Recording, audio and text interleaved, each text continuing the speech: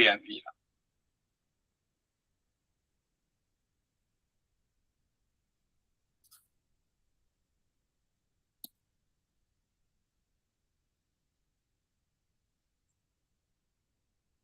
Ya está.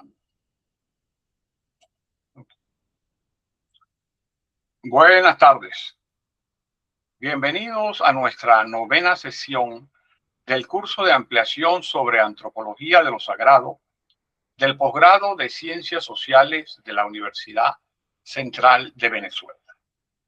Hoy nos convoca una agenda extraordinaria, dictada de forma exclusiva por su rigor y curiosidad intelectual.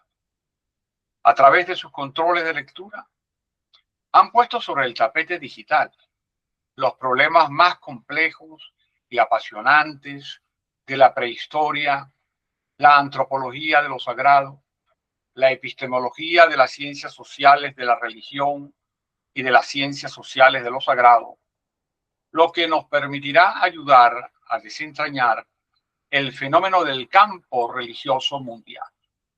El día de hoy no venimos a memorizar datos arqueológicos, venimos a cuestionar paradigmas.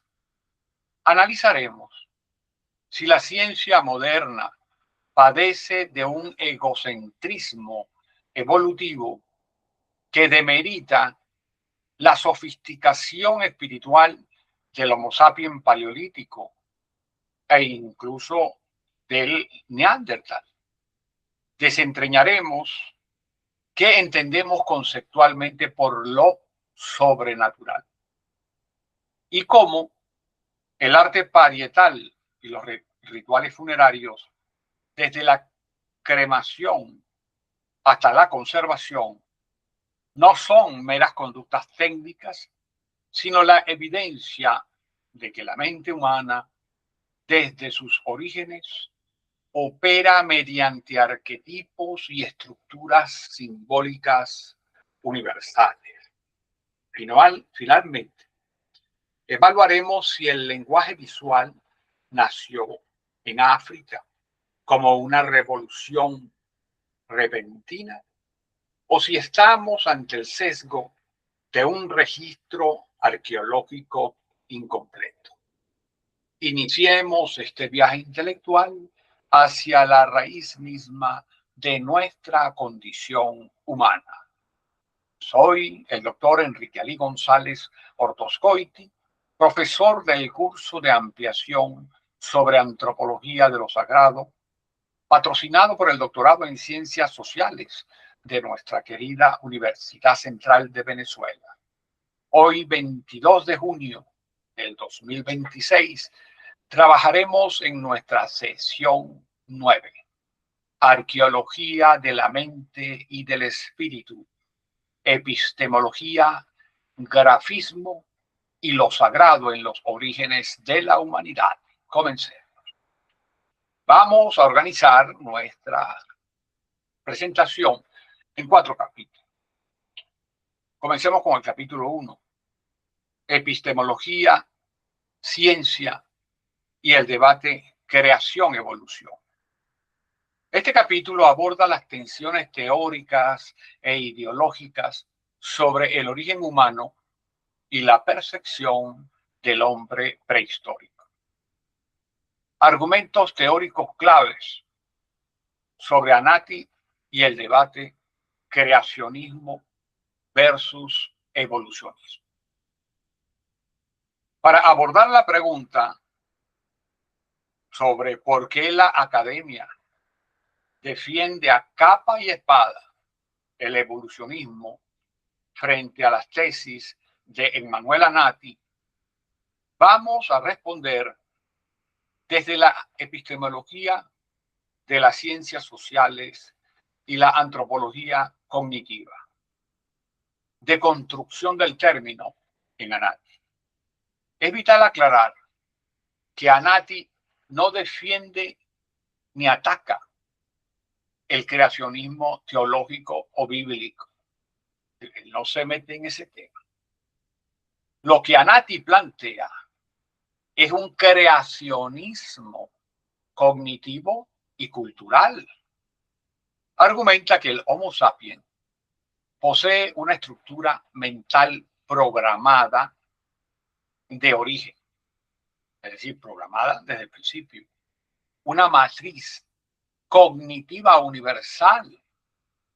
Quisiera llamar la atención sobre este término, una matriz cognitiva universal que se parece mucho a lo que en otras ramas de las actuales ciencias están llamando la memoria cósmica o la memoria de las células, es decir, de un alcance universal. Este origen, esta estructura mental programada de origen, es la que le impulsa a generar cultura, lenguaje visual y la noción de lo sagrado de manera casi espontánea. Por supuesto, si demuestra que el hombre posee un creacionismo cognitivo y cultural, abona directamente a la racionalidad de hablar de creación, aunque eso no se puede defender en las actuales ciencias antropológicas. Pero sí es posible defenderlo en las ciencias antropológicas de lo sagrado. Recuerden, además, si lo unen con esto, lo visto en sesiones anteriores, si ustedes comienzan a unir una matriz cognitiva universal, el espacio imaginal, el tiempo sin recorridos, las células tienen memoria, el electrón es invisible y la mente es invisible, y el pensamiento es invisible. Es decir, si ustedes van colocando todo eso, es como si ustedes fueran a un supermercado de pensamientos y empezaran a recoger todos esos pensamientos, a tratar de colocarlos uno al lado del otro. Creo que algunas cosas empezarían a verse mucho más claras. Por cierto, quisiera de una vez dejar claro que para la religión católica no hay ninguna oposición entre creación y evolución. No hay. Simplemente, ¿por qué? Porque Dios crea y pudo haber creado los monos y creó como los creó, y pudo haber creado, y las cosas evolucionan. Eso es parte de los designios de la creación. Si para un católico no habría problema. Lo que pasa es que a veces en Estados Unidos esa polémica la han tomado fundamentalmente en contra de los protestantes, que tienen a veces una lectura literal y fundamentalista de la Biblia. Entonces, ya eso es harina de otro costal. En tal caso, eso no afecta al católico, que puede aceptar fácilmente, incluso basado en algunas cosas que ya reconocía Teilhard de Chardin, de que hay creación y la creación evoluciona. Esto es importante porque este es un tema que está siempre presente y sigue estando presente. Ahora, ¿por qué la academia se niega a discutir eso? Digo, a aceptar la posibilidad cierta de la creación ahora, sobre todo del siglo XVIII para acá. Nosotros creemos que podemos hablar de que hay un sesgo del positivismo académico. La ciencia oficial rechaza cualquier término que evoque a la teología, debido al trauma histórico de la separación iglesia, ciencias naturales experimentales. Porque a veces también hay que aclarar que esa separación no es iglesia contra la ciencia. No, la iglesia es también una gran promotora de la ciencia. Y no hay que olvidar que la iglesia en el siglo XI creó la primera universidad del mundo, con ese concepto universidad, así como Platón creó el término academia, Aristóteles creó el término liceo, la Iglesia Católica creó el término universidad. Y las primeras universidades que se van a hacer a partir del siglo XI, en la llamada Edad Media, el feudalismo, el oscurantismo, etcétera, llamado así por los ateos recalcitrantes. Resulta que en ese siglo XI la universidad es creada por la Iglesia, incluyendo la Sorbona, Oxford, de las principales, por lo menos de las primeras 10 universidades que se crearon, 9 las creó la Iglesia Católica, incluyendo las mejores de Europa hoy en día. La ciencia entonces oficial rechaza eso porque le da como, es una visión traumática, pero como ustedes saben, los traumas son problemas psicológicos, no son problemas epistemológicos, sino que se convierten en un obstáculo epistemológico para comprender la complejidad de lo que está ocurriendo. El evolucionismo decimonónico y el materialismo cultural prefieren un modelo gradualista funcional. El cerebro evolucionó por adaptación biológica y la religión es un subproducto secundario. Y fíjense que se habla así en la ciencia, el evolucionismo decimonónico del siglo XIX. Hay que aclarar que la teoría de Darwin, la teoría evolucionista, tenía una gran laguna. Por si bien podía decir que a partir se iban adaptando y se iban produciendo cambios y los pájaros podían tener pico largo, el pico corto, etcétera, todos los cambios que se van dando biológicamente. Pero Darwin no podía responder por qué ese cambio que tienen los pájaros, los animales, etcétera, cómo hace para trasladarse a la siguiente generación. Y entonces vino en su ayuda el creador de la ciencia de la genética, que fue un sacerdote, el sacerdote Méndez. Y esto es bueno recordarlo para aquellos que piensan que la Iglesia Católica es sinónimo de un ataque permanente a la ciencia, que la teoría misma de la evolución pudo ser completada dentro del marco teórico de Darwin gracias a los estudios de la genética de un fraile católico.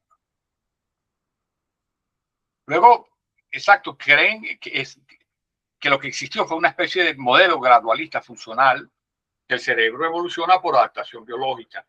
Pero esos son los mismos tipos de explicaciones insuficientes y que ya hoy están superadas.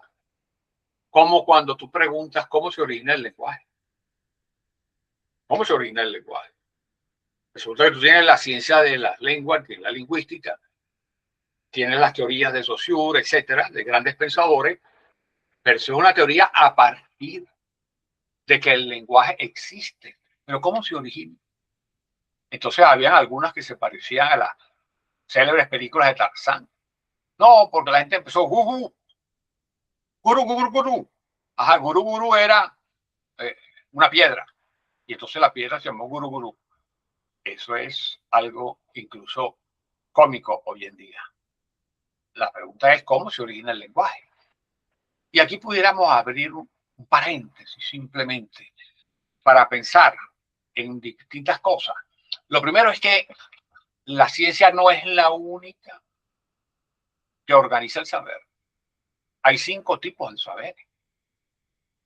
El saber que demuestra, como la filosofía, el saber que comprueba, como la ciencia, el saber que es saber a partir de lo sensible, como el arte, el saber por la fe y el saber por la experiencia. O sea, hay 5 tipos de saber. Yo estoy de acuerdo con que la ciencia es un saber y que tiene una velocidad más lenta que otros saberes, porque tiene que comprobar lo que dice. Y está bien, y eso es valioso. Eso es una ayuda importante.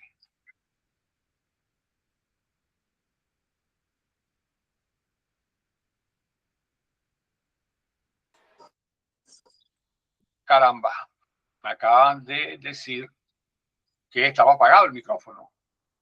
¿No se oía? Ahora sí, o no se oía. Yo siempre he estado oyendo perfectamente. Ok. Bueno, entonces, no, de pronto me dicen eso.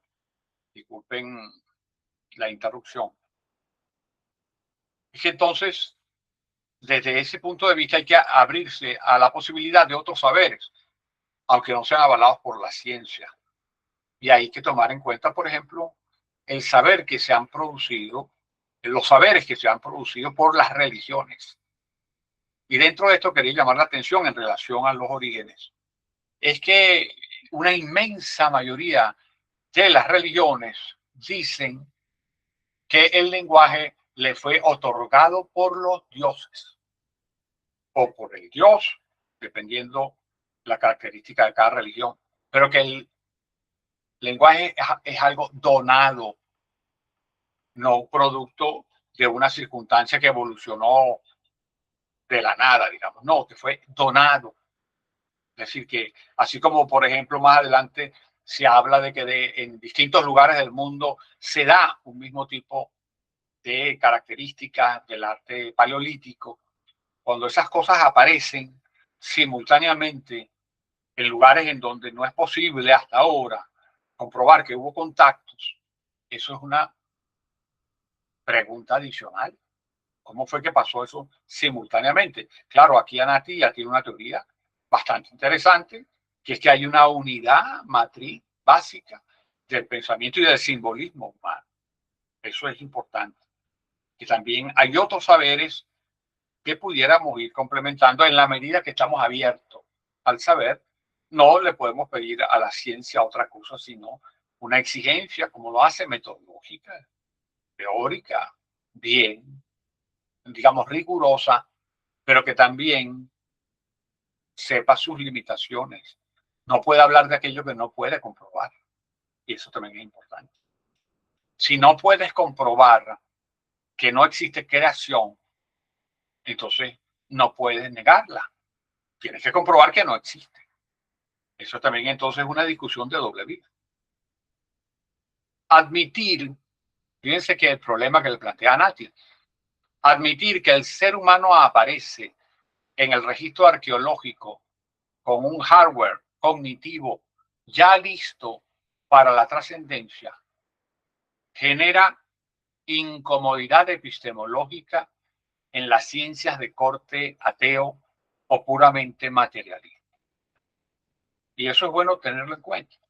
Le genera incomodidad, pero esa incomodidad no es una carta para que puedan decir niego, ¿no? Hasta que no tengas pruebas tampoco, no lo puedes negar. No lo puedes negar. Y cuando te presentan las pruebas, si no puedes negar las pruebas de que existe lo contrario a lo que tú piensas, tienes que aceptarlo mientras buscas más pruebas. Pero hay ciencias que se dogmatizan.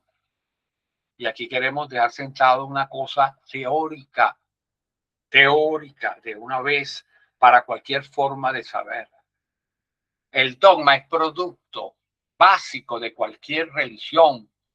Y cuando una ciencia se dogmatiza, deja de ser ciencia y se convierte en una religión cientificista, con todo lo que significa desde el punto de vista de la no fiabilidad de ese conocimiento. Otro elemento a tomar en cuenta dentro de este capítulo 1, estamos hablando de los argumentos teóricos clave, es la revolución creativa como un salto cuántico. El argumento clave es que el registro arqueológico respalda a Anati en algo, la llamada revolución del Paleolítico Superior. Muestra una explosión artística y simétrica repentina. No hay un eslabón perdido intermedio para el arte rupestre. Aparece con una sofisticación asombrosa.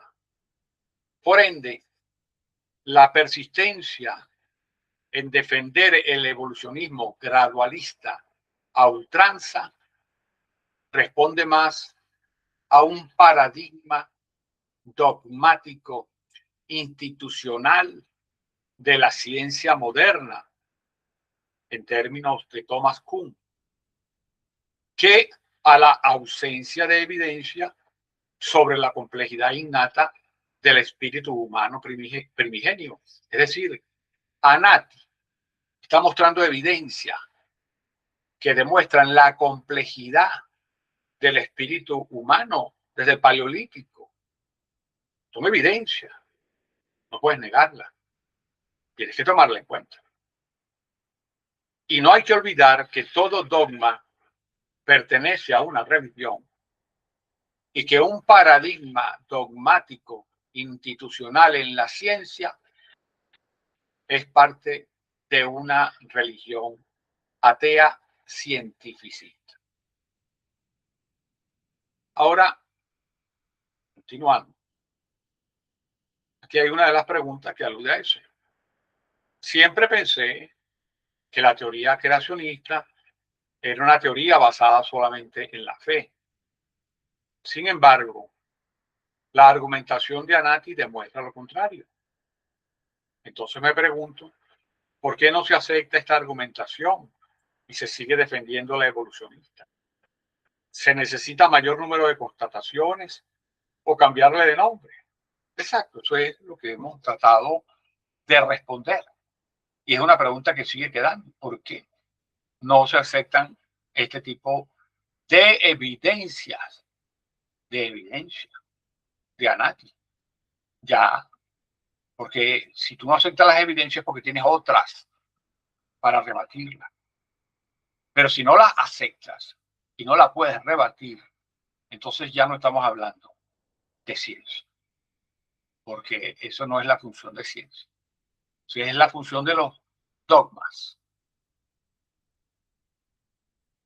Luego también puede haber un problema general que abarca a lo que podemos llamar o lo que se llama académicamente la modernidad. Una actitud que, en términos de Bachelard, constituye un problema epistemológico, es decir, un obstáculo en este caso, que es el egocentrismo de la modernidad frente al genio paleolítico, que es algo además muy común. Cuando nosotros hablamos de un hombre primitivo, de un ser humano primitivo, ¿de qué estamos hablando? De un ser humano que en muchos casos es inferior a nosotros. Es una visión egocéntrica. Además, termina siendo una visión que hoy en día lo que demuestra es una absoluta ignorancia de lo que han demostrado las ciencias sociales, sobre todo durante todo el siglo XX y XXI.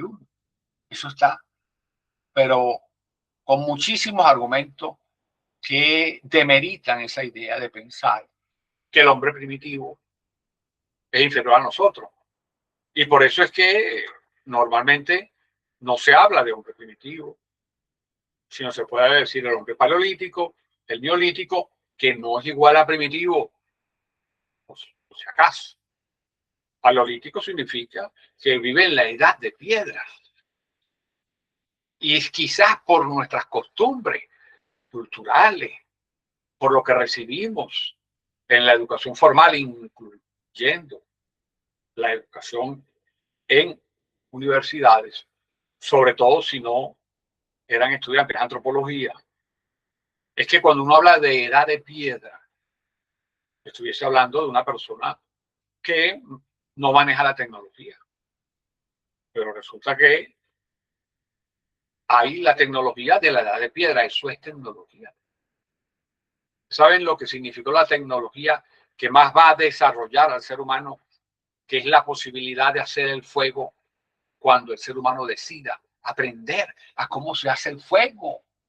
Y es tan importante que a partir de ese descubrimiento que se podían hacer hogueras, se creó algo que todavía nosotros tenemos y que regresamos todos los días. Salimos y regresamos a eso que hoy tenemos, que es el hogar. Hogar viene de hoguera y la hoguera se logra inventar cuando el ser humano crea a conciencia, domina la tecnología de hacer fuego. Entonces las tecnologías varían, las tecnologías, pero tecnología implica ingenio, implica inteligencia, implica tener idea de futuro, porque estoy tallando una piedra para después convertirla en punta de lanza. Eso es un proyecto. Eso es un proyecto. Y si alguien aquí estudia arquitectura, sabe cómo se hace un proyecto y qué significa. Proyectar hacia el futuro. Eso es una idea. Igual que cuando uno planifica. Uno cuando planifica tiene una proyección hacia el futuro. Eso significaba hacer con una laja de piedra que tenga determinadas características formales para convertirla en la punta de una lanza. Ese es el mismo procedimiento de inteligencia. Entonces, eso genera un obstáculo que se puede llamar el egocentrismo de la modernidad, como una de las preguntas. Generalmente se ha presentado al hombre del Paleolítico como un ser tosco. Sin embargo, el análisis de sus obras de arte nos revela un riquísimo universo. Podría ser una actitud de arrogancia, superioridad y egocentrismo que parece caracterizar al hombre moderno, lo que nos impulsa a querer construir una nueva torre de Babel sin querer reconocer que seguimos teniendo las mismas urgencias. Esto es una reflexión que la transformaron en pregunta a ustedes y que se puede transformar en afirmación porque es correcto. Y es precisamente, esta es una de las características más importantes que desarrolla la antropología. Fíjense que la antropología, la sociología, la historia, la economía, son ciencias sociales distintas. Cada una tiene un objeto de estudio particular. Y debemos dominarla, por lo menos para poder comprender a veces los objetos de estudio con una mirada interdisciplinaria. Es que la antropología, ¿a qué se dedica? A lo que somos nosotros, los seres humanos, como especie. Porque nosotros, como seres humanos, biológicamente, somos animales. Y somos animales mamíferos.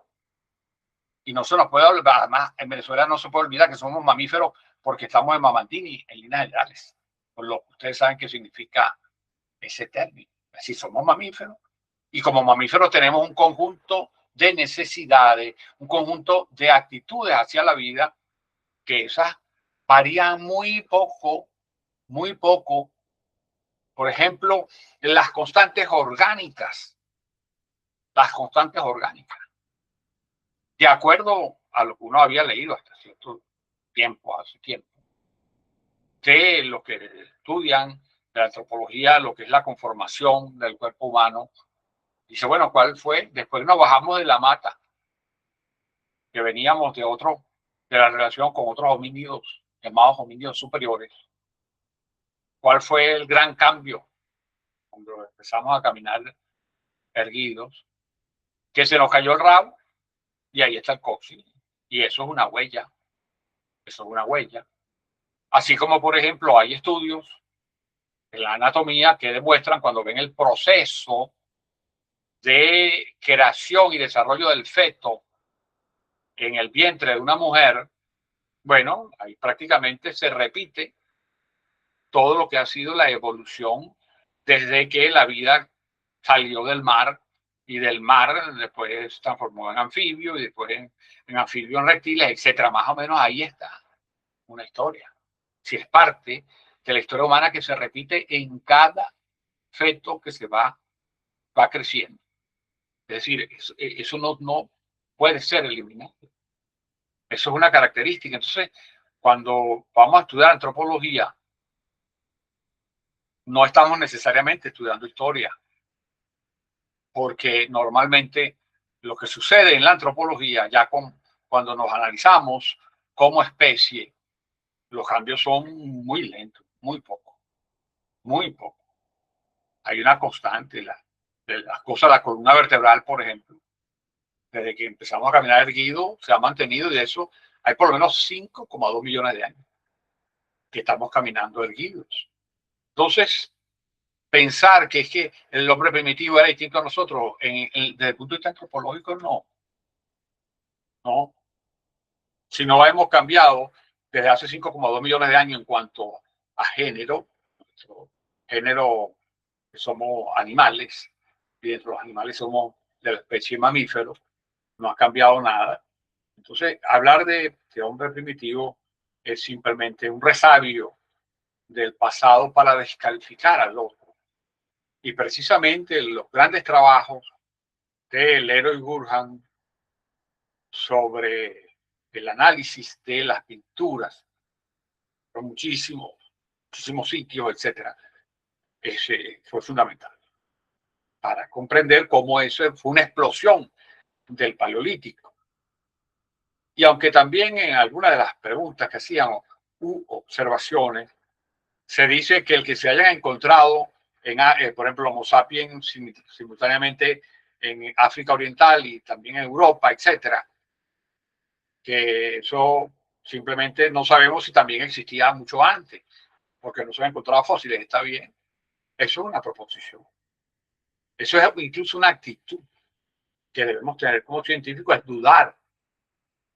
Pero el que duda porque no tiene certeza.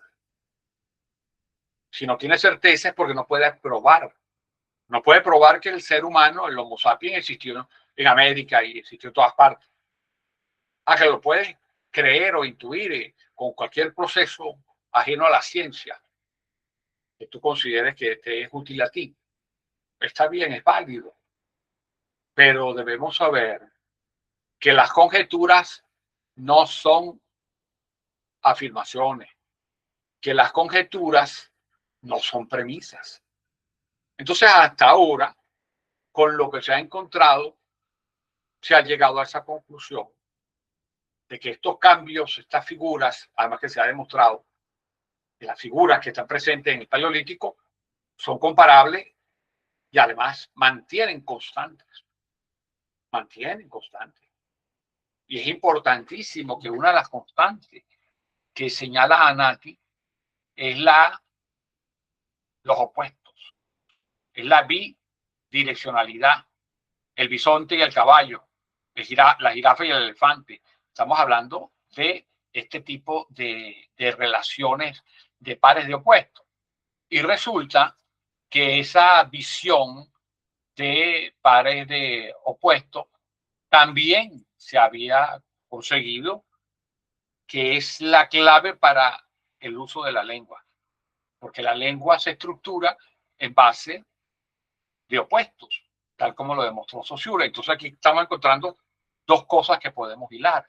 Si la lengua se estructura por pares de opuestos y esta pintura también está presente, los pares de opuestos, por lo menos, especialmente durante el Paleolítico, entonces le da más argumentos a Hanati para decir que hay una estructura cognitiva universal. Y eso es muy importante. El capítulo 2 lo hemos llamado Ontología de los Sagrados, Escatología y Arquetipos.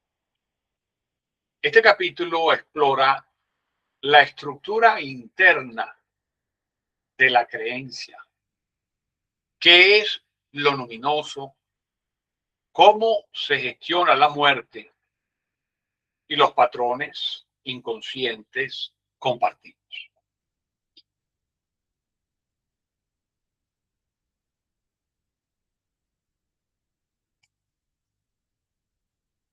Hay una aguda observación que hizo uno de ustedes,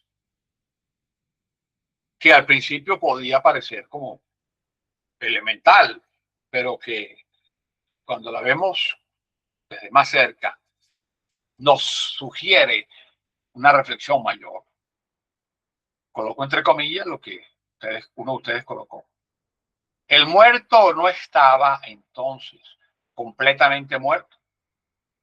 ¿Por qué esa necesidad de destruir o conservar? Me fue imposible no relacionar cuando lo vi por primera vez y vi esta pregunta. El muerto no estaba entonces completamente muerto. Casi enseguida me dice, no estaba muerto, estaba de parranda. Pero por supuesto, eso no es correcto. Porque aquí no está de parranda, pero era imposible no relacionarlo. El muerto no estaba entonces completamente muerto. Debemos, para poder explicarnos esto, debemos partir de una premisa antropológica universal. Para el pensamiento simbólico, la muerte no es un evento biológico instantáneo, sino un proceso de transición sociocósmica. Además, recordemos, que lo hemos visto anteriormente, que el pensamiento simbólico, que el símbolo en una parte y otra parte, este pensamiento simbólico está convencido de la existencia de un más allá y de un más acá. Que todo pensamiento simbólico ya te dice que la realidad son dos partes. Son dos partes. Entonces, desde ese punto de vista, hay que tenerlo en cuenta. Que la muerte, cuando alguien ha dejado de manifestar sus símbolos o sus signos vitales, y cuando el ser humano ya en esta época se pregunta qué hago con el cadáver, ya ahí está convirtiendo el cadáver en algo simbólico, porque ahí está presente la convicción de que hay un más acá y un más allá. Ya eso nos dice. Entonces es importante esta parte teórica de que lo que se ha iniciado es un proceso de transición sociocósmica, porque se va del más acá al más allá. Entonces, ahí está la pregunta que todavía se hace. ¿Qué sucede después de la muerte? Esa pregunta hoy se hace y se ha hecho siempre. Se ha hecho siempre y ahí tienes las huellas arqueológicas que entierran a las personas o las meten en vasijas. Es una muestra de tratar de dar respuesta a qué sucede después de la muerte. La misma pregunta que hoy nos hacemos. Entonces, veamos algunos argumentos clave para explicar esto. Primero, la dialéctica de la memoria y el estatus del difunto. Es decir, que no está del todo muerto. Ese es el estatus del difunto. Si no hay muerte real total, que incluso hoy físicamente lo podemos demostrar, porque nosotros le podríamos preguntar a cualquier persona, incluso a un físico, que afirma que, para partir de la segunda y la tercera afirmación, que la energía no se destruye, sino se transforma. Bueno, si los vivos tenemos energía y esta energía lo que va a hacer es transformarse, bueno, la energía entonces nunca muere. Y si nosotros somos energía y todos tenemos energía, nunca nadie se muere. Así quiera. Nunca muere porque nunca desaparece. Pasa a otra cosa, pasa a otro estatus, pasa a otra manera de ser entendido por la comunidad, que es lo que se llama una transición sociocósmica. Entonces, esa sensación, esa transición sociocósmica que viene dado porque el estatus del difunto es que no está del todo muerto. Por ejemplo, puede ser explicada a partir de una pulsión que genera la crisis de la presencia-ausencia, porque ahí está el cadáver, ahí está, lo podemos ver o podemos saber que se convirtió en cadáver, por lo tanto, pero sabemos que sigue teniendo algún tipo de vida, porque si no se aparece en sueño. Entonces, es una presencia y ausencia, incluso podemos ver el cadáver y ahí no se acaba todo porque pensamos en él, pensamos en ese cadáver, fue familiar nuestro, fue amigo, seguimos pensando. Y cuando pensamos, porque aquí lo vimos hace creo que 2 sesiones, cuando pensamos que reconstruimos, por ejemplo, lo que hicimos hoy, ¿se acuerdan? De reconstruir lo que hicimos desde esta mañana. ¿Y en dónde lo reconstruimos? En el espacio imaginario. Y cuando nosotros reconstruimos esa vez con ese ejercicio, lo que habíamos hecho durante el día, volvimos a traer a la existencia lo que había transcurrido horas antes y esa existencia quedó viva en ese espacio imaginal que creamos.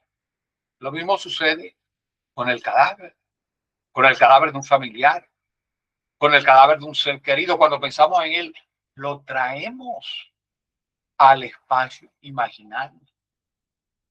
Y todo lo que existe en el espacio, todo lo que está en el espacio imaginario existe. Recuerden, por la lógica del ser y del estar, si todo lo que es está, entonces lo que esté es.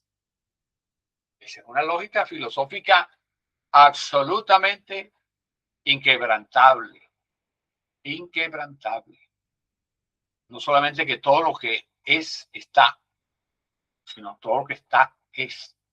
Y si algo está en nuestro espacio imaginal, entonces es. Es decir, existe. Cuando un miembro de la comunidad paleolítica moría, el cuerpo quedaba presencia física, pero su agencia o principio vital se había transformado. Es decir, estaba ausente ese principio vital. Las sociedades tradicionales resuelven esta paradoja mediante el rito de paso al más allá.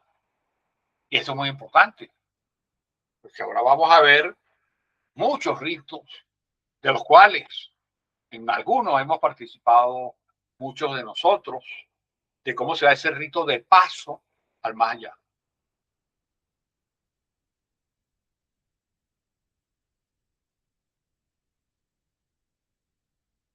Hay un segundo proceso dentro de eso que estamos llamando la dialéctica de la memoria y el estatus del difunto, que es el muerto interino.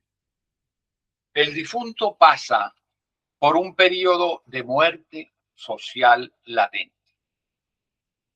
El ritual funerario, sea destruyendo o conservando el cuerpo, no es para higienizar el ambiente, sino para gestionar el alma o el doble espíritu del fallecido, garantizando que no regrese a perturbar a los vivos en algunas religiones, o que ocupe su nuevo lugar en el mundo de los ancestros, o que vaya a la última morada que plantea cada religión.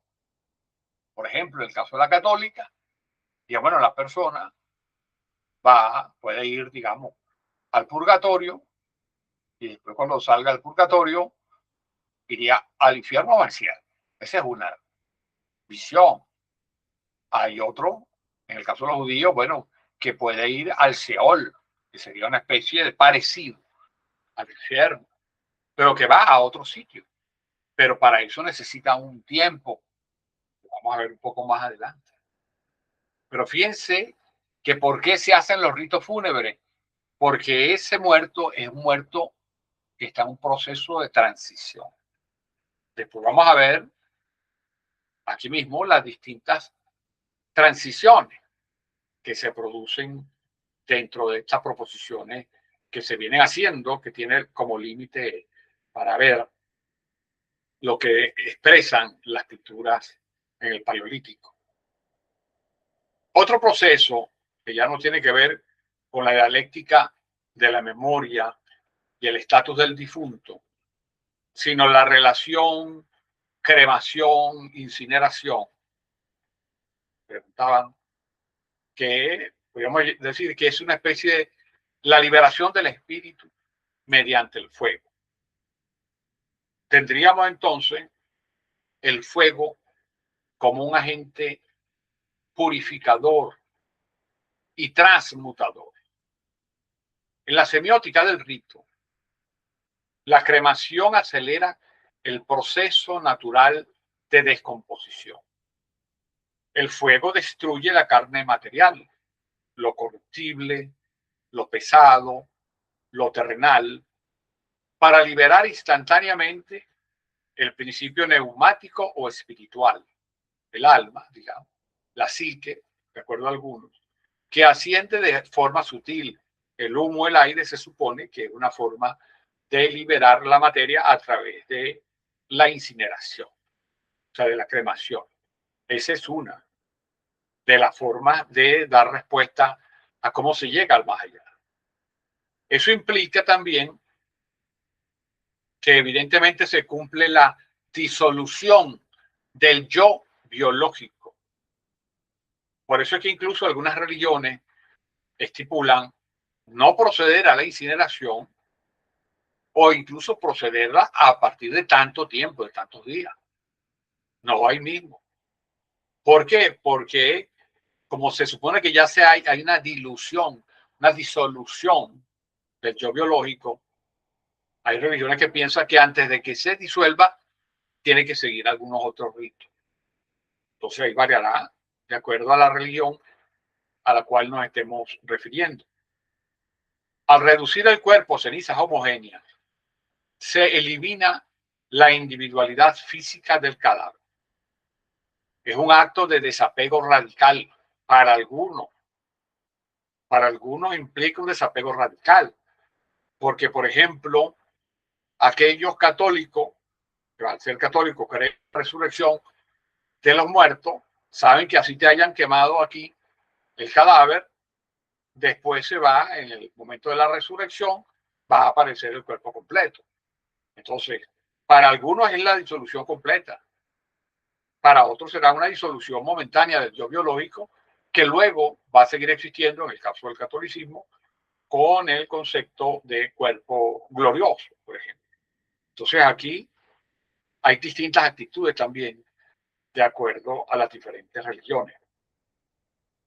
La necesidad aquí es destruir el soporte material para evitar que la sombra o el espíritu quede atrapado o atado al plano terrenal, facilitando su reintegración al cosmos o a la matriz originaria de la tribu. Esto es bastante extendido, que es necesario en este proceso de transición, porque recuerden que está como medio muerto, digamos, porque está socialmente, necesita algunos procesos adicionales para despegarse por completo. La incineración es uno. Pero la mayoría de las religiones también piensa que en ese camino de ir del más acá al más allá hay un camino. No es que mueres enseguida estás al más allá. No, no, hay un proceso de transición. Hay un camino, hay un puente. Piense que en el caso de los griegos estaba Caronte con su barca, que había que pagarle una moneda y él te atravesaba a otro lado, que era donde llegaban las almas de los muertos. O sea, hay un camino en esta visión de las distintas religiones y que tiene que empezar ese camino, porque si se queda y no es destruido, en este caso para quienes plantean la incineración, puede quedar atrapado en este más acá y eso no es correcto, porque de acuerdo a las distintas religiones debe pasar al más allá. Si se queda aquí va a traer problemas. Va a traer problemas porque se le impide su pase al más allá. Algunos dirán que su pase para evolucionar, su pase para continuar hacia Dios, hacia los dioses, etc. Cada religión lo planteará a su manera. Pues muchas religiones saben que hay un puente que atravesar para ir del mundo del más acá al mundo del más allá. Este era el papel de la barca de Caronte o del libro de los muertos egipcios o de los novenarios de la Iglesia Católica. Es decir, que es cubrir un tiempo con la presencia más o menos física del cadáver mientras se iba dando su transición. Un tercer punto dentro de estamos hablando de la dialéctica de la memoria, es el embalsamiento, conservación, la inmortalización de la presencia social. que es algo que se preguntaba, la diferencia entre la cremación, la diferencia entre con el enterramiento, etcétera. Tendríamos entonces por lo menos dos elementos. El embalsamiento sería la conservación, la inmortalización de la presencia social. El cuerpo como templo eterno. Conservar el cuerpo mediante la momificación, el uso de ocre rojo en el Paleolítico o el embalsamiento complejo posterior responde a una lógica escatológica opuesta al incineramiento, a la incineración. La inmortalidad depende de la preservación del contenedor físico. Fíjense que aquí estamos entonces ante otro tipo de costumbres funerarias totalmente contrarias.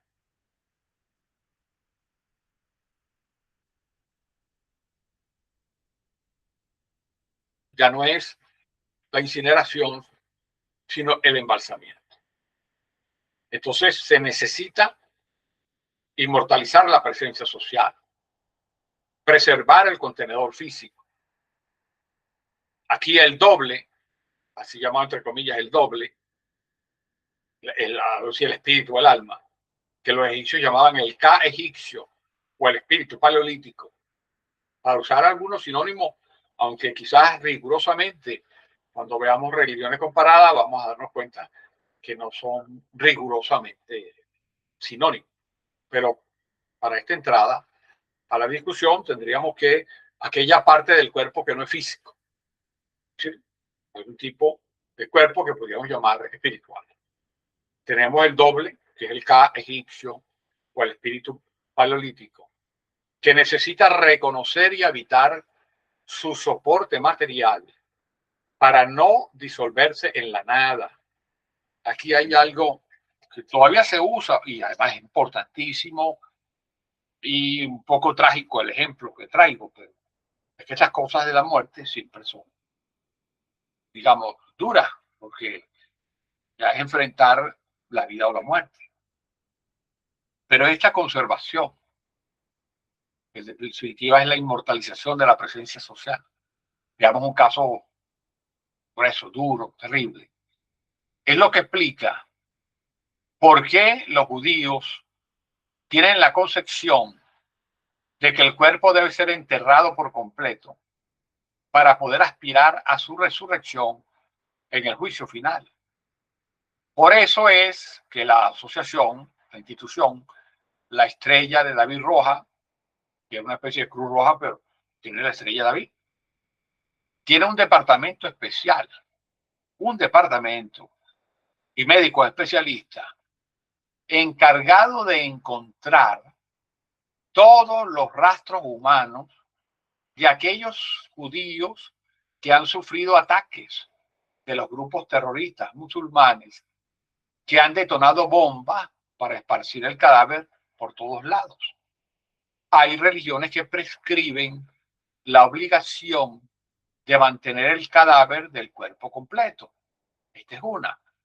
Entonces, fíjense la importancia de la presencia del cadáver. Tenemos el caso de los judíos. Y de otra manera, también tenemos el ejemplo de los Yanomami. En los Yanomami se piensa en su cosmovisión lo siguiente. Los Yanomamis viven en el medio de una selva. En esa selva, fuera de la comunidad de los Yanomami, lo que hay son espíritus negativos. Vamos a utilizar un término que quizás ellos no usan. Ellos tienen un nombre muy específico para lo que podríamos llamar los demonios. Pero en este caso son espíritus negativos. Son espíritus no civilizados, no socializados, no humanos. Son terribles para la gente que se muere, pues, digamos, para el espíritu de la gente que se muere. Para evitar que un Yanomami que se haya muerto pueda ser después, digamos, devorado por los espíritus negativos, ellos tienen un nombre para eso, no lo recuerdo ahorita. ¿Saben lo que ellos hacen? Ellos hacen una sopa de plátano verde. El cadáver lo incineran y después las cenizas de ese cadáver se lo agregan a la sopa de plátano verde y se la comen entre todos, la sopa. ¿Qué significa eso? Desde el punto de vista antropológico estaríamos en presencia de una antropofagia ritual. Y lo hacen con todo el amor del mundo para con esa persona. ¿Por qué? Porque le aseguran a esa persona que como ellos se la van a comer en una sopa, se va a quedar ella dentro de la carne, dentro del cuerpo de todo los Yanomami, de toda la comunidad. Fíjense ustedes cómo la comunidad protege a su muerto y de esa manera, con una antropofagia ritual.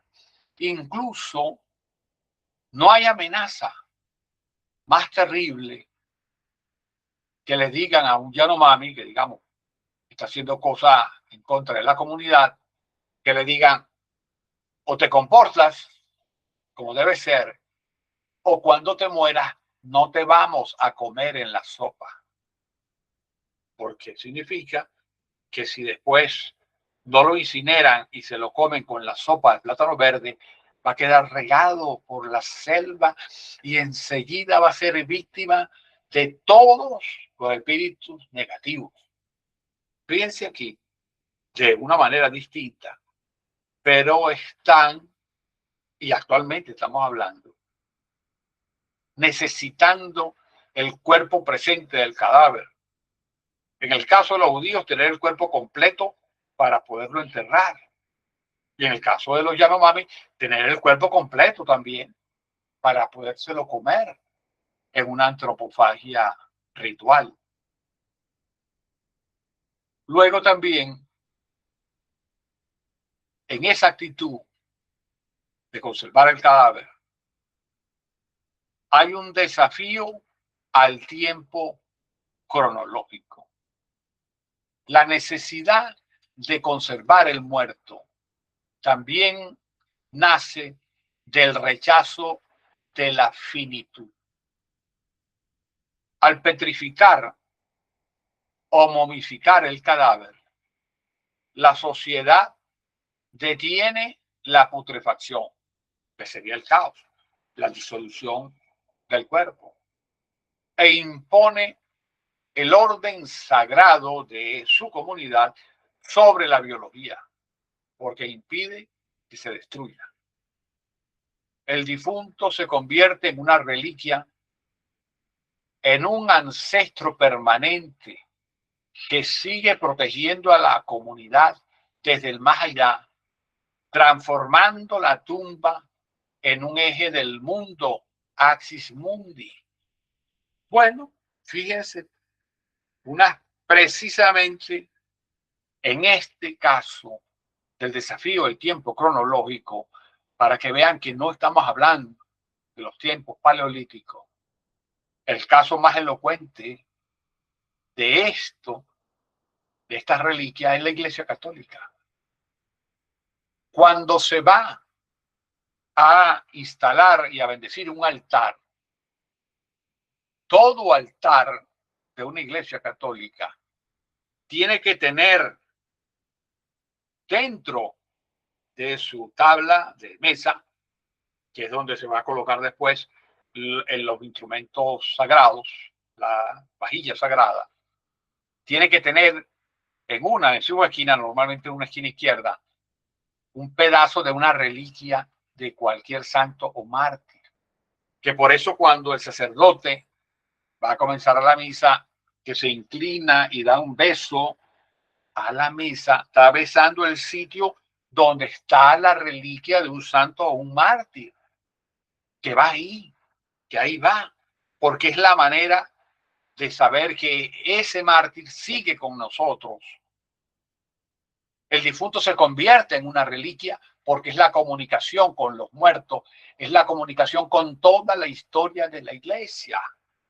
Eso es, y se hace en la Iglesia Católica permanentemente. ¿Por qué? Porque tú estás vinculado a los mártires y a los santos, que es lo que se llama en el credo los justos. Los justos son todos los que mueren estando a la orden en orden con la iglesia. Y mucho más los que han tenido virtudes heroicas, que se convierten en santos, mártires, etc.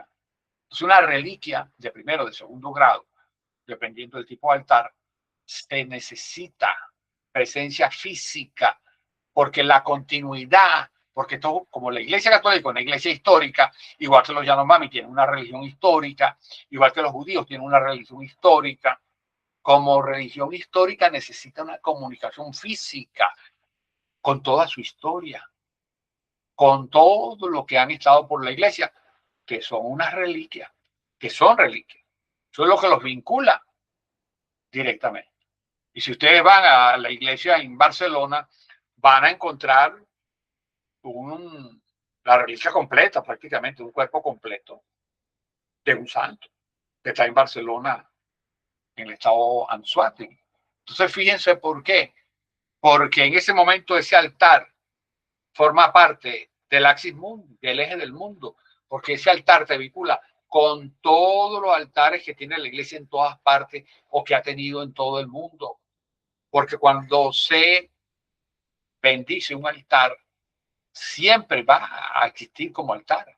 Así lo destruyan, así le caigan, lo destruyan físicamente, ese altar siempre va a seguir existiendo porque adquirió a partir de la reliquia, adquirió una vida espiritual propia indestructible.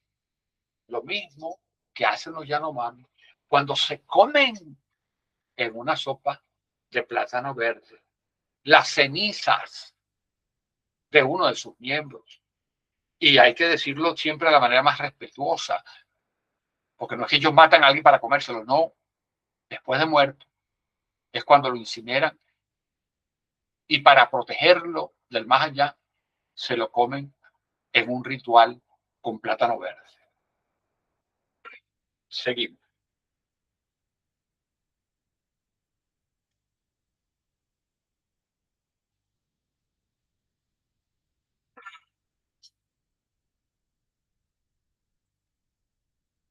Aquí hay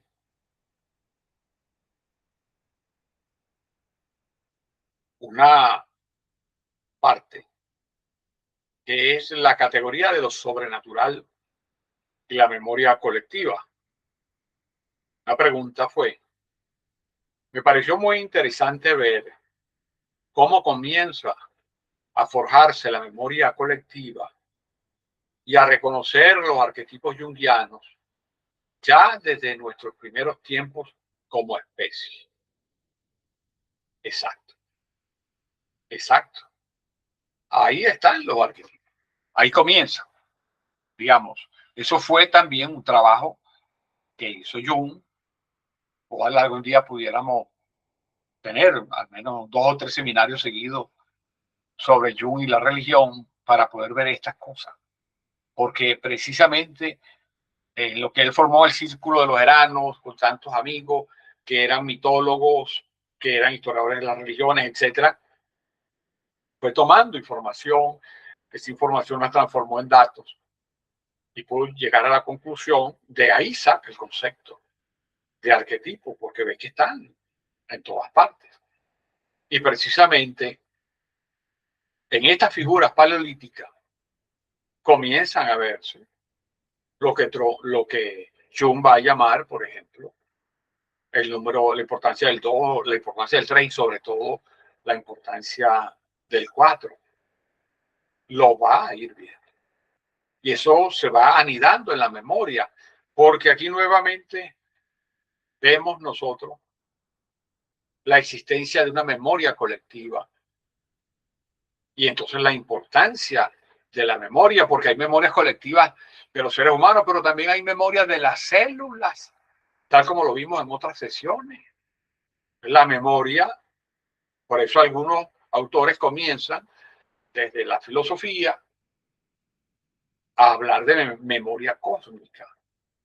Y por supuesto, esos conceptos se van uniendo con el inconsciente, con el concepto del inconsciente colectivo de Jung, y nos va diciendo que eso va, toda esa condensación de la historia humana ya lleva incorporadas unas cosas previas, porque que una de lo que demuestra Enati aquí, que hay una visión cognitiva previa, que es universal, que no es producto simplemente de que se fue haciendo lentamente o fue evolucionando, no, que ya el momento que el paleolítico, todo el mundo hace el arte, dice, o mucha gente hace el arte y dice, bueno, ¿y qué pasó? ¿Cómo que esto surge de pronto, de repente? Es porque era previo a la experiencia humana.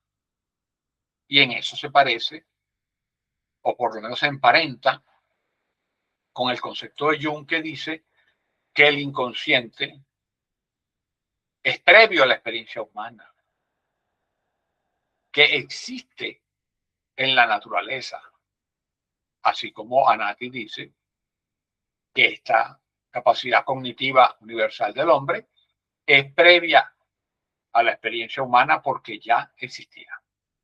Entonces, estas cosas se van hilando lentamente cuando lo vamos reflexionando. Por supuesto que todas estas personas, por eso que están en este libro, Antropología de lo Sagrado, porque son de distintas disciplinas que van desarrollando conceptos, nociones, definiciones, descripciones, que desde distintas disciplinas uno puede ir a tratar de ir conformando una especie de armazón de ese rompecabezas. Porque los autores como Ries lo dicen, pero muy concentrado, sintetizado en categorías. Pero cuando empezamos a ver autor por autor, ya no solamente vemos las categorías, sino también vemos los conceptos, las nociones, los elementos históricos que justifican el que, por ejemplo, pueda plantearse que hay una relación entre la memoria colectiva que se va encontrando en las figuras paleolíticas con los arquetipos junguianos. Emmanuel Anati menciona que la relación del ser humano con su entorno lo estimula a buscar factores sobrenaturales. ¿Qué se entiende por sobrenatural y qué abarca lo sobrenatural según las distintas visiones religiosas? Déjame tomar agua.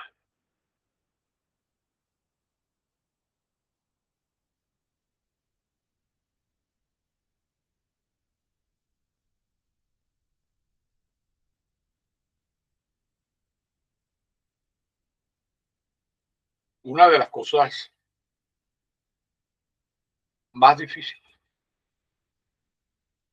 y más urgentes a tener en cuenta para un científico social, para un estudioso de las religiones, es cuál es el concepto de naturaleza. ¿Cuál es? ¿Cuál es el concepto de naturaleza? Porque nosotros a veces nos acostumbramos a tomar el concepto de naturaleza de la filosofía griega. Y entonces nos dicen, bueno, los primeros filósofos presocráticos, o sea, dentro de los filósofos presocráticos, uno de los grupos más importantes era el grupo de los llamados físicos, que buscaban, por ejemplo, explicar cómo se había hecho la Tierra, o sea, cómo había surgido. Entonces, había, uno dice que surgió del fuego, otros del éter, otros del agua, etcétera. Pero ya partían de la idea de que todo era naturaleza. No había más nada. Su concepto era todo es naturaleza. Y si todo es naturaleza, lo que hay es que saber cómo surgió la naturaleza, pero es lo único que existe, la naturaleza. Para traducirlo en algunas de las categorías que nosotros hemos venido utilizando, podríamos decir que si todo es naturaleza, todo es inmanente. pero que además que lo único que existe es lo inmanente. Y efectivamente, para la filosofía griega clásica, para la mayoría de sus filósofos, lo único que existía era lo inmanente, o sea, todo es naturaleza. Y por eso es que los dioses eran naturales y tenían los vicios que tiene cualquier ser humano, que también es natural. Eran propiamente dioses antropomórficos, porque en la filosofía griega no se va a desarrollar el concepto de manera definitiva de trascendencia, pero sí va a existir en la filosofía helenística. Y el primero que va a hacer eso es Plotino. La filosofía helenística de Plotino es vital porque él va a asomar la idea de que existe la trascendencia. Entonces, recordemos otra vez el concepto de religión, es ligar la inmanencia con la trascendencia. Eso es el concepto de religión por antonomasia. Pero si no existe lo trascendente, manejar el concepto de religión en algo que solo existe la trascendencia no tiene sentido, estrictamente hablando. No tiene sentido. Entonces, el concepto de naturaleza es una realidad que solo existe la naturaleza. Es un concepto específico. Es un concepto específico. Pero si nuestro concepto de la realidad es que existe lo inmanente y lo trascendente, y pudiéramos decir entonces que lo inmanente es la naturaleza, ya da pie para otro concepto. Para otro concepto.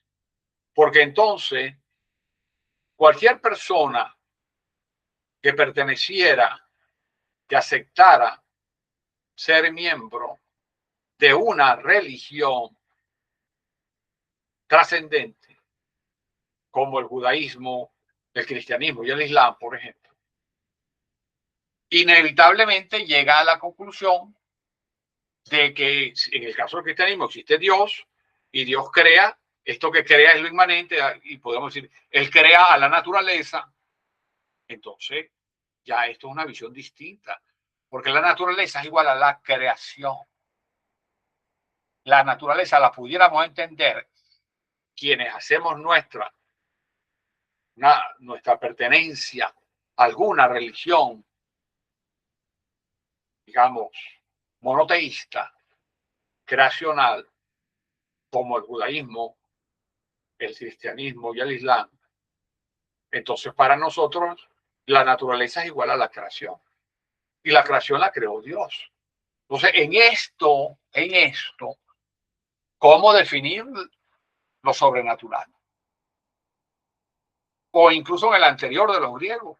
Si todo es naturaleza, ¿qué sería lo sobrenatural? ¿Cómo puede existir algo sobrenatural si todo es naturaleza? O en el caso del cristianismo, lo único sobrenatural es Dios. Todo lo demás es natural, es decir, es creación. Entonces, no es fácil. Cada uno tiene que llegar a una decisión, porque no es una sola opción. Hay varias opciones. Y cada una de esas opciones cambia. Porque, por ejemplo, cuando Jung dice que el inconsciente colectivo no lo hizo el hombre, sino que está en la naturaleza, yo rápidamente puedo entenderlo. El inconsciente colectivo está en la naturaleza. Eso significa que está en la creación y eso significa que lo hizo Dios en esta visión mía como católico, pero también puede ser como judío o como musulmán. Esto sería una conclusión. Ahora, de acuerdo a la opción que uno tome, podrá dar una respuesta. Y entonces la ciencia misma, porque por ejemplo, durante mucho tiempo, la ciencia decía, todo es naturaleza. Y la naturaleza siempre ha existido. Eso era Eso era una clave de la defensa de la idea de que solo la naturaleza siempre había existido. Pero ¿qué pasó con el Big Bang? Que se habla de un momento que hay una explosión, que simplemente esa explosión es que surge el espacio y surge el espacio-tiempo. Ya eso indica que si la naturaleza es lo que se da en el espacio y tiempo, porque además un científico físico, que son de los más teóricos, o sea, de los que tienen mayor capacidad de abstracción, un científico físico tendrá que decir, la naturaleza es lo que está en el tiempo y en el espacio. Porque si habla de una naturaleza que no está en el tiempo y en el espacio, ¿a qué se referirá? No, él tiene que decir que la naturaleza se da en el tiempo y en el espacio. Ajá. Pero entonces antes del Big Bang no había naturaleza. Es decir, que la naturaleza ha tenido un origen del Big Bang para acá. Entonces también tienes que preguntarte qué había del Big Bang para allá. Entonces, en cada una de estas visiones que estoy diciendo, fíjense que estoy diciendo cuál es la mía, pero también estoy señalando cuáles son las otras visiones de la naturaleza según las personas, según sus creencias. Entonces, cuando preguntan qué se entiende por sobrenatural, lo primero que hay que responder es que se entiende por lo natural. ¿Qué se entiende por lo natural? Fíjense que en teología católica se habla de preternatural. Preternatural, no sobrenatural, que es otra cosa. Entonces, digamos, aquí nuevamente ustedes van a ir tomando, digamos, su opción de qué es lo que entienden por alguna de la algunas de las cosas, entonces puedan ustedes, como que está, siento que esto se salió.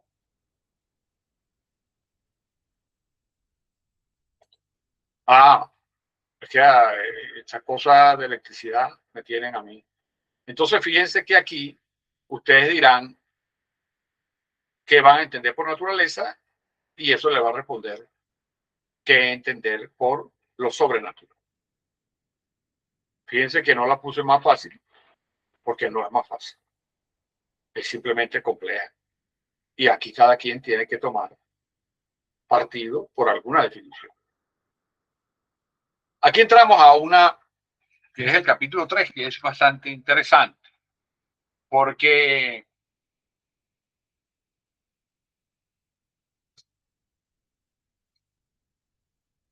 está basado está relacionado con el mamut, con la manera como vieron el mamut. Entonces, vamos a dar algunas claves semióticas para diferenciar el mamut paleolítico del mamut medieval.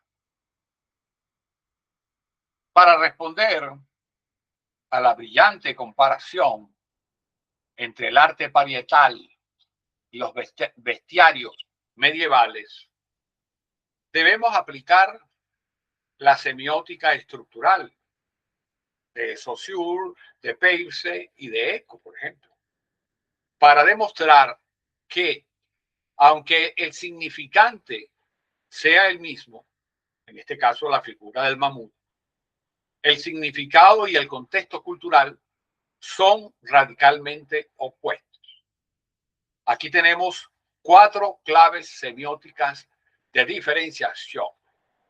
Entonces, siempre el mismo mamut, pero cuando cambia la época, ya cambia todo. Y cuando cambia el contexto, cambia todo.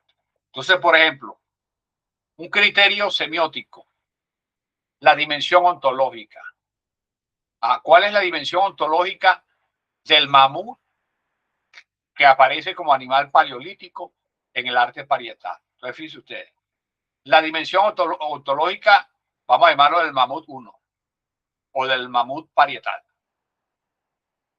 Ese mamut parietal tiene una hierofanía y una esencia. El animal no representa a otra cosa. El animal es la fuerza cósmica misma. Es una manifestación de lo luminoso y el misterio de la naturaleza. Ahora veamos la dimensión ontológica del mamut, pero dentro del bestiario medieval. El mamut en el bestiario medieval no es una hierofanía y esencia, como lo es en el parietal. Es una alegoría moral. El animal es un mero código o vehículo. No importa el mamut real, sino la lección teológica. Ejemplo, el mamut como símbolo de la castidad o de Cristo. Entonces, fíjense ahí cómo cambia. Veamos la segunda característica para compararlo. La relación de signo de Peirce. En el caso del mamut parietal, es un signo indicial e icónico. Está vinculado a la experiencia directa del entorno, al ritual de la casa y a la comunión chamánica con el espíritu de la especie. ¿Se acuerdan cuando vimos, cuando vimos el semestre pasado en Antropología de lo Sagrado, el chamanismo? Aquí lo tenemos. Está vinculado a la experiencia directa del entorno, al ritual de la casa y a la comunión chamánica con el espíritu de la especie. Ese es el mamut parietal. El mamut del bestiario medieval es un signo simbólico convencional. Es un constructo intelectual. El ilustrador medieval probablemente jamás vio un mamut. Copia un molde gráfico preexistente para moralizar. Tercera comparación. La configuración del espacio. El mamut parietal. Espacio sagrado matriz. Es pintado en la oscuridad profunda de las cavernas, es decir, en el útero de la tierra.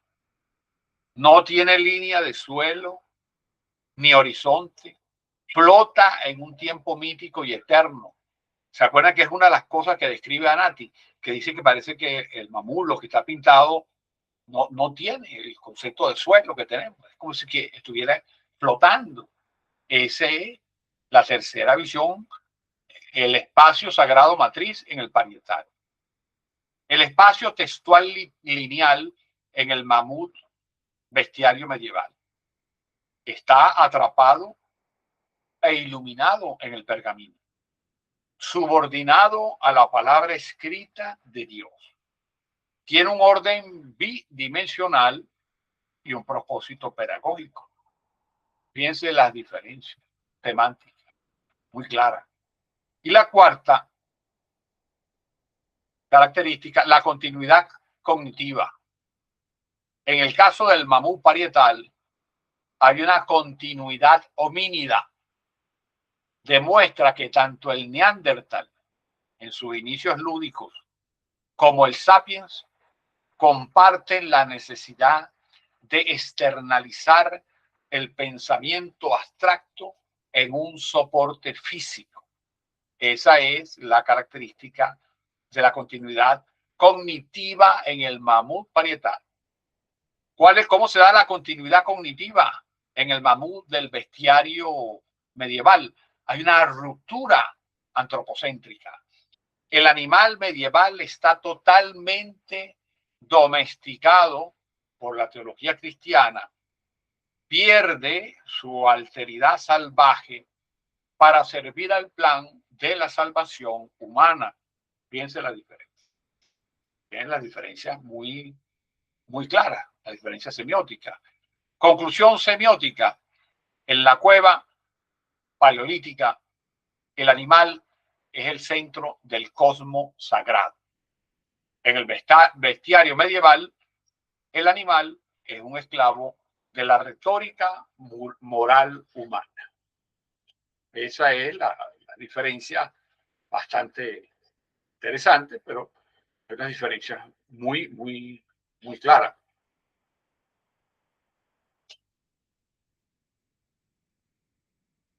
Entonces, en este capítulo 3 estamos, una de las cosas que íbamos a estudiar era eso. Veamos la continuidad cognitiva y la disyuntiva Neandertal-Sapiens. ¿En qué medida la distinción taxonómica entre el neandertaliense y el sapien oscurece la capacidad de abstracción del primero, dado que hallazgos como las copelas de la Ferrací admiten interpretaciones divergentes? Bueno, en principio quiero decir que yo estoy en desacuerdo con esta visión que hace suya Nati. Creo que quizá era porque es de los años 80, pero ya hoy se estipula y se habla del Neandertal como Homo sapiens Neandertal. Homo sapiens sapiens Neandertal. Y nosotros somos Homo sapiens sapiens moderno. Pero ya no hay ninguna duda que el Neandertal es un tipo de Homo sapiens. Ya hoy en esta segunda década del siglo XXI, por ejemplo. Por supuesto que para el momento que escribe Anati podía haber esa duda, ya hoy no. Entonces, realmente ya esta pregunta estaría respondida por la idea de que Neandertal también es sabio. También es sabio. Entonces, no se puede negar que ya tienen la misma capacidad de abstracción. Ahí no hay ninguna. Y esta comparación de la representación de los animales puede ser un punto de continuidad entre el Neandertal y el Sapien. Sí, ya hoy se puede decir tranquilamente que sí, porque incluso no solamente que vivieron en paralelo, sino que tuvieron una guerra de por lo menos entre el Homo sapiens y el Homo neandertal. Duraron guerreando por lo menos 10.000 años peleando. Y entonces ya hoy se sabe que no es que el neandertal desapareció por completo, no, sino que está en los genes de todos aquellos que tenemos que ver con los europeos. Por ejemplo, nosotros los venezolanos, ustedes que están ahí del otro lado del video, venezolanos que tienen que ver con España, resulta que en España es uno de los países en donde los cromosomas tienen un mayor porcentaje de neandertal. Es decir, cuando uno quiere rastrear los neandertal en Europa, uno de los sitios donde más se refleja eso en el neandertal son en los cromosomas españoles que tenemos nosotros. Es decir, que nosotros no podemos hablar mal de los neandertal, porque no se puede hablar mal de la familia. Está dentro de nosotros. Ya se sabe, hay una continuidad. Una continuidad no porque se sustituyen en el tiempo, porque uno da origen al otro, no, porque ellos existían paralelamente y se mezclaron. Y se mezclaron porque ahí había, no es que surge un híbrido que después no se reproduce, no, se mezclaron y se siguieron reproduciendo. Un ejemplo concreto somos nosotros, los que estamos aquí, que tenemos un porcentaje importante, entre 10 y 12% del ADN del Neandertal. Ajá, aquí la pregunta, bueno, ya la creemos que está respondida. Dice, estos animales que se representan en las cavernas pueden tener los mismos significados morales y religiosos de los animales representados en los bestiarios medievales, y de tener significaciones religiosas. Un mamut pintado en una cueva significa lo mismo religiosamente hablando que un mamut grabado en un bestiario. Fíjense aquí, a pesar de lo que hemos hablado anteriormente,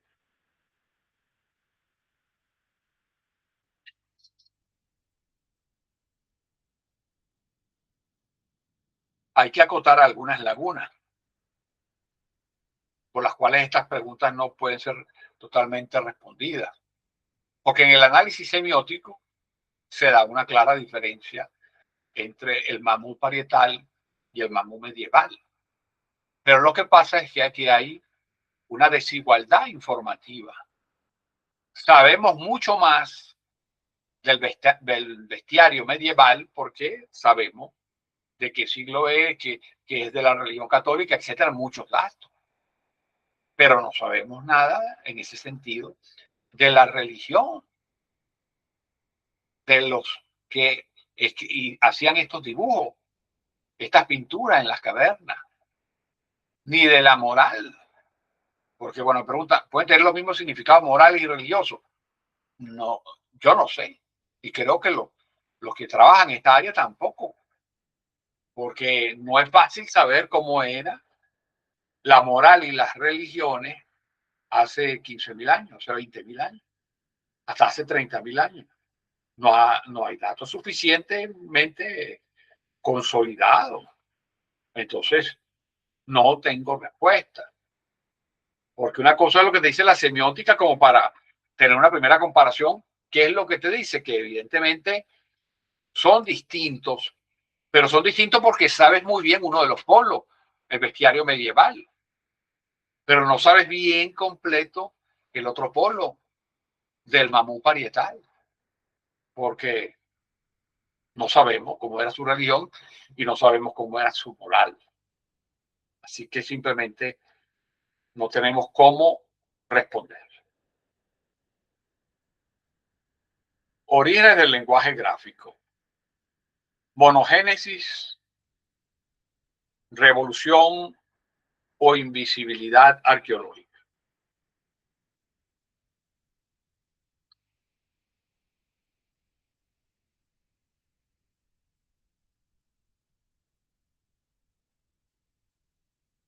¿Cómo puede validarse la tesis de un origen único africano para el lenguaje visual universal ante la ausencia de dataciones precisas en Asia o América?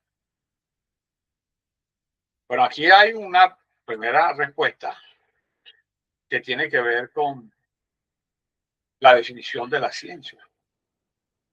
La afirmación de que hay un origen único africano es basado en las evidencias que se tienen, en las evidencias que han revisado los distintos paleontólogos y los distintos estudiosos del arte parietal. Esa es la respuesta científica. Hasta ahora, con lo que han estudiado, esa es la conclusión. Todavía no hemos encontrado en otro sitio todavía. Mientras no encontremos, no se añade nada. Pero con los datos que se tienen, esa es la conclusión. Y esos datos tienen bastantes años. Porque la idea de que el hombre, primero la idea de que el ser humano tuvo un origen único, es una idea, hoy por lo menos, bastante consensual dentro de la ciencia. Bastante consensual. Por supuesto, las ciencias pueden cambiar, está bien. Mientras no aparezca más evidencia, es cierto que hay un origen único. Mientras no aparezcan más evidencia, es cierto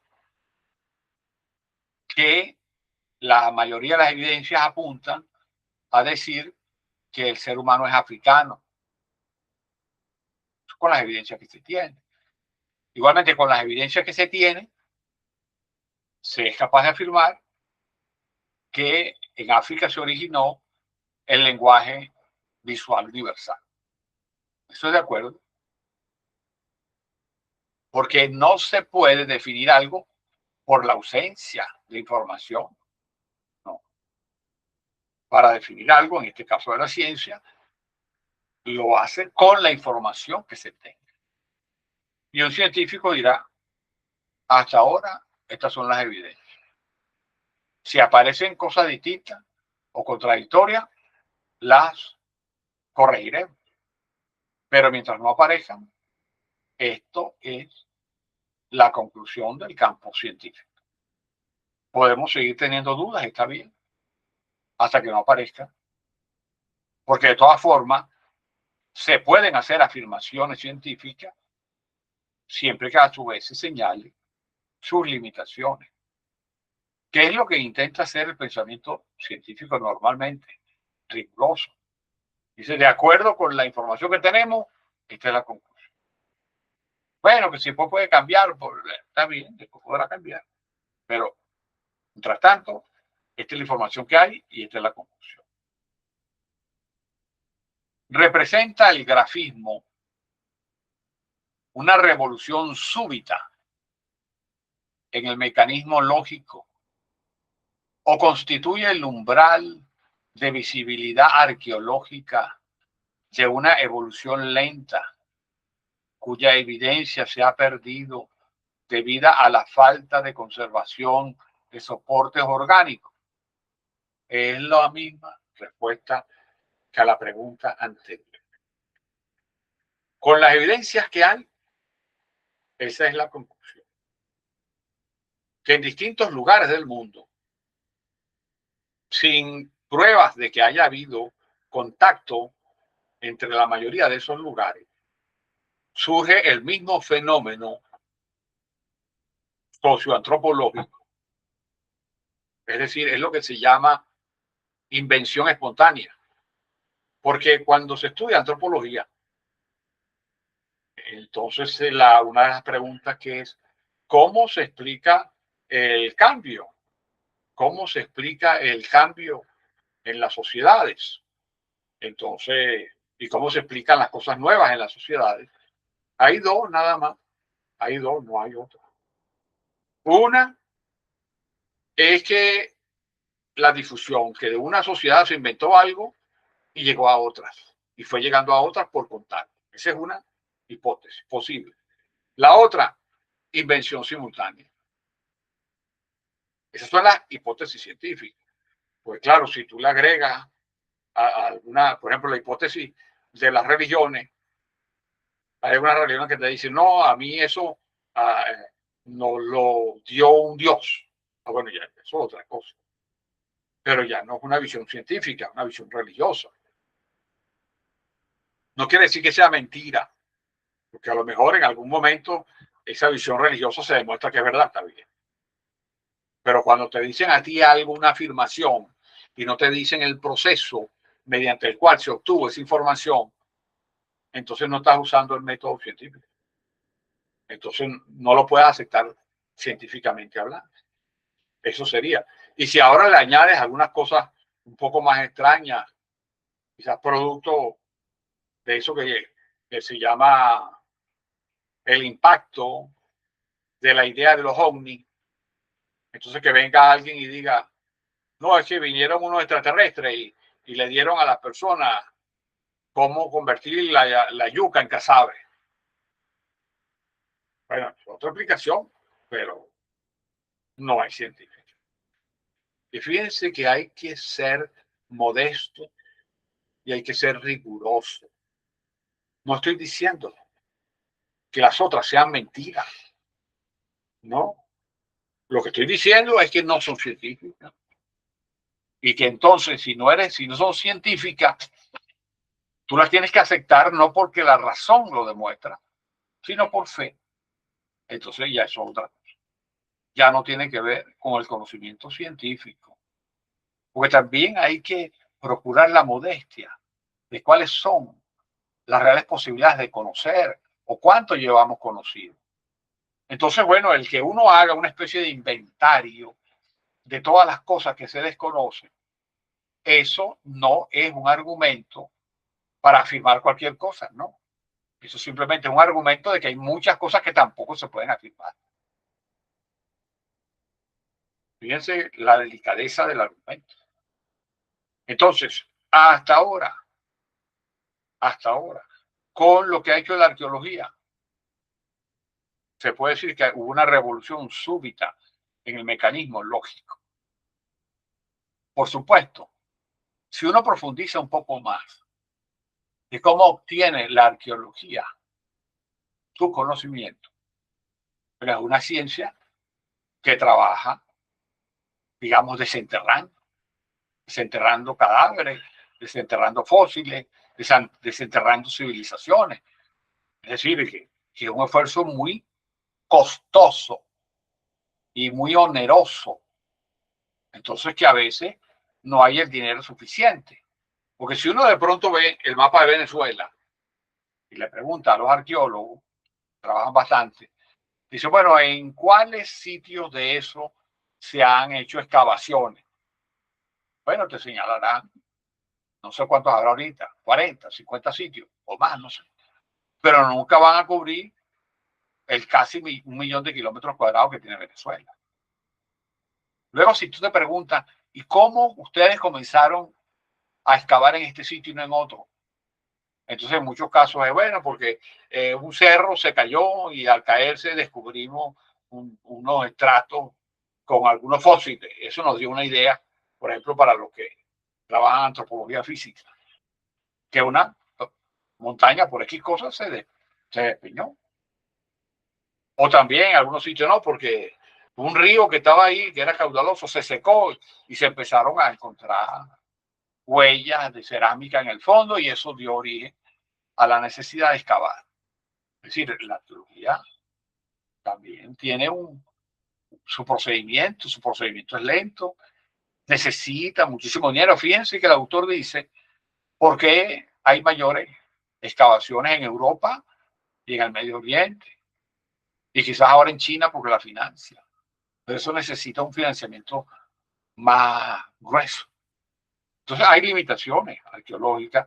Eso deben entenderlo normalmente los arqueólogos que tengan mayor formación científica, que normalmente son bastantes, que dicen, hasta aquí, esta es la información que tengo.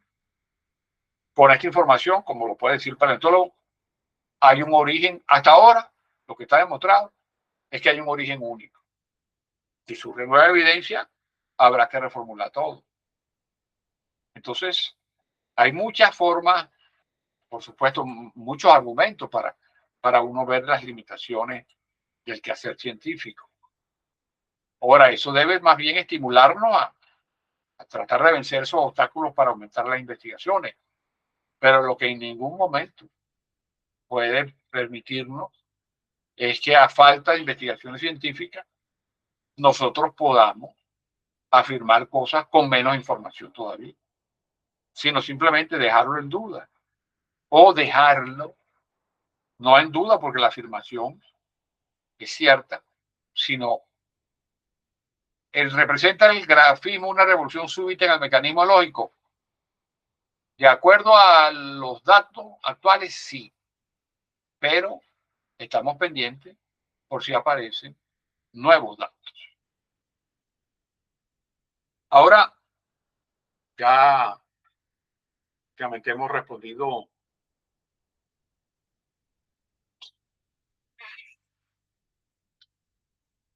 todas las preguntas formuladas para esta sesión.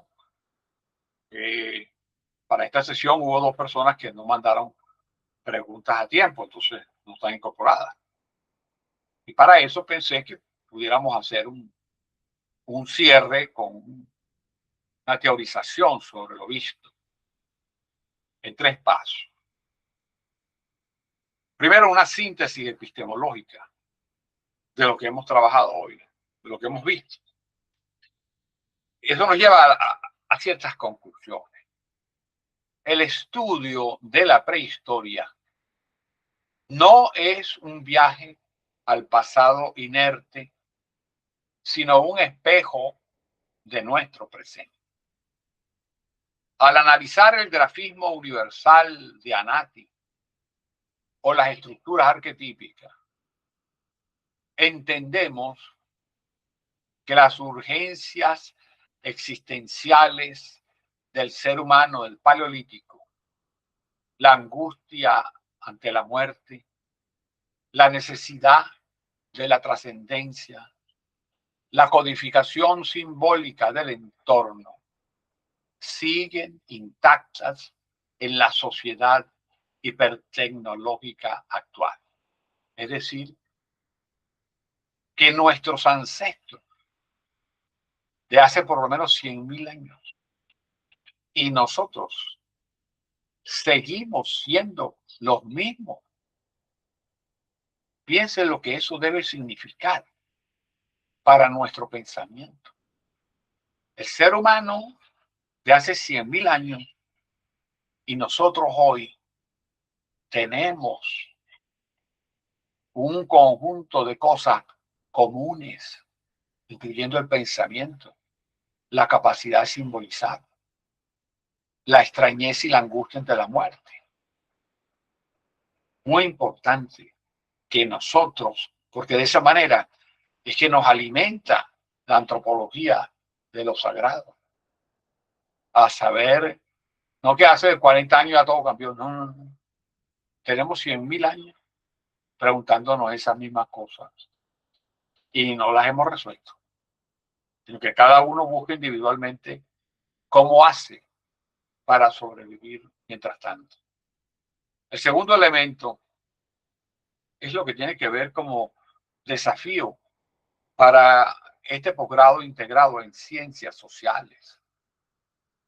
La distinción taxonómica rígida o el debate sobre el origen único del lenguaje visual nos recuerdan que las ciencias sociales deben desconfiar de los dogmas porque los dogmas son religiosos.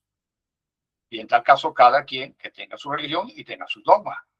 Yo tengo los míos, porque yo soy católico y tengo los dogmas católicos. Pero otra cosa es la ciencia. No podemos dogmatizar la ciencia. No podemos banalizar la ciencia.